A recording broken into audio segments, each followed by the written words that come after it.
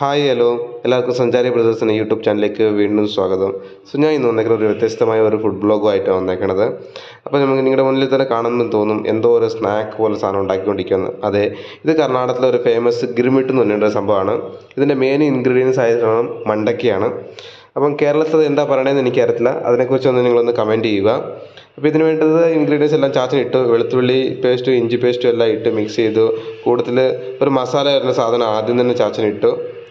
അതെന്നാന്ന് ചോദിച്ചിട്ടുണ്ടെങ്കിൽ വേറെ ഒന്നുമില്ല, നമ്മുടെ തക്കാളി, ഉള്ളി, വെളുത്തുള്ളി, ഇഞ്ചി, കുരുമുളക്, പിന്നെ അതോടൊപ്പം തന്നെ കുറച്ച് മുളക് പൊടി, മല്ലിപ്പൊടിയും മസാലകളെല്ലാം ഇട്ട് ഇത് മിക്സ് ചെയ്തിട്ട് അത് ഗ്രേവി പോലെ ആക്കി വെച്ചിട്ടുണ്ട്.